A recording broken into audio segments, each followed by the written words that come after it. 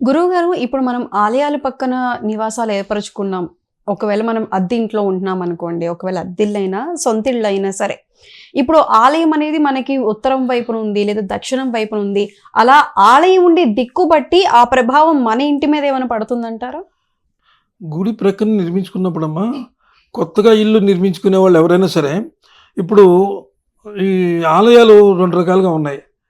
ఒక ఆలయంలో దేవుడు ఏం చేస్తారంటే విగ్రహం తూర్పుకు చూసేలా పెడతారు.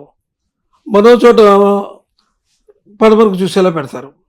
అంచేత అక్కడ వారు ఏ ఇంటి దగ్గర ఉన్నారో, అది ఏ గుడి దగ్గర ఉన్నారో, ఏ ఇల్లు ఎక్కడ నిర్మించుకుంటున్నారో వాళ్ళు తూర్పుకి చూస్తున్నాడు అనుకో దేవుడు, సపోజు వాళ్ళు ఇంటి గుమ్మం తూర్పుకే పెట్టుకోవాలి, పడమరకు పెట్టుకోకూడదు.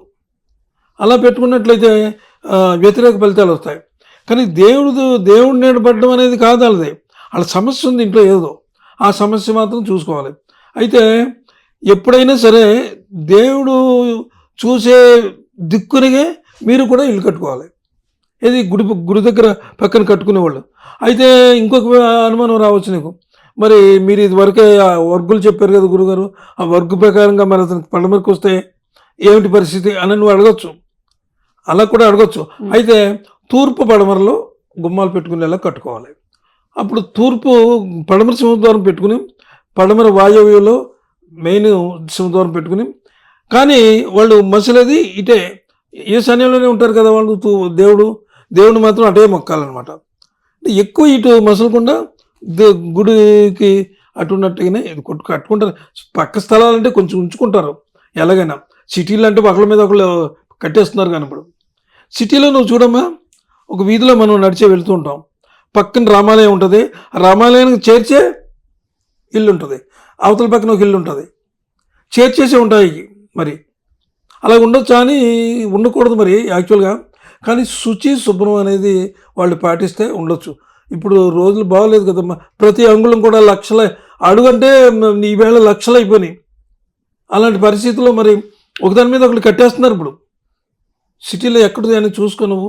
అంటే మనకి ఇప్పుడు ఇలాగా సిటీకి అవుట్కట్స్లో ఉన్నాయి వాటి గురించి కాదు, సిటీ దగ్గరలో ఉన్నాయి చూడు నువ్వు ఎలా కడుతున్నారో ఇళ్ళు. అలా ఒకదాని మీద ఒకటి కట్టేస్తున్నారు అనమాట. అంచేత ముందు శుభ్రం. నువ్వు దేవుడిని మనస్ఫూర్తిగా శుచిగా ఉండి నమస్కరిస్తే దేవుడు మనల్ని ఇప్పుడు చేయడు. ఆ ప్రభావాలు కూడా మన మీద పడవు. చాలామందికి భయపడిపోతారు, అయ్యి బాబా అది నేను పడిపోతుంది, మాకు ఏదో అయిపోతుందేమో. అది కాదు, వాళ్ళ ఇంట్లో ఏదో సంథింగ్ చిన్న రాంగ్ ఉంది, అది సరి చేసుకోవాలి ముందు. అదమ్మా. గురువుగారు, దీంతో పాటు అంటే మన ఇంటికి ఎడమ చేతి వైపు గుడి రావటం, లేదంటే కుడి చేతి వైపు గుడి రావటం, లేదా ఎదురుగా గుడి రావటం, ఇలాంటి గుడి స్థానాన్ని బట్టి మన ఇంటి మీద ఎలాంటి ప్రభావాలు పడతాయని దాని గురించి కూడా కొంచెం వివరించండి. గుడి అంటే అమ్మా, కొంతమంది ఏం చేస్తారంటే విష్ణాలయానికి వెనక ఉండకూడదు అని అంటారు అనుకో. అలాగే విష్ణాలయానికి నిజంగా వెనక ఉన్న వాళ్ళందరూ బాగా పాడైపోలేదు అనుకుందాం. కొంతమంది బాగానే ఉన్నారు. ఒకవేళ ఎవరైనా ఏదైతే వాళ్ళకి ఏదైనా ఇబ్బంది వస్తే అది జరగవచ్చు. అలాగే శివాలయానికి ముందు ఉండకూడదు అంటారు. అసలు ఇందులో రూల్స్ అనమాట. అలాగా శక్తి ఆలయానికి ఎడమ పక్క ఉండకూడదని ఇవన్నీ అంటారు. కానీ కొంతమంది శక్తి ఆలయం, శక్తి పీఠం పక్కనే కట్టుకుంటారు ఇల్లు. అయితే వాళ్ళు శుభ్రం అమ్మవారిని కొలుచుకునే విధానం అంటే కొన్ని ఇందులో నువ్వు అడిగినట్టుగా కొన్ని ఉంటాయి, సమస్యలు ఉంటాయి. కాదు కూడదని కట్టుకొని విష్ణు వెనకని, లేకపోతే శివాలయానికి ముందు, ఇలాగ శక్తి ఆలయానికి పక్కనే, ఇలా ఎడం పక్కన ఇలా ఉంటాయి. అవి కొంచెం ఆలోచించి చేసుకుంటే మంచిది. నిజంగా చేసుకున్న పెద్ద భయం లేదు.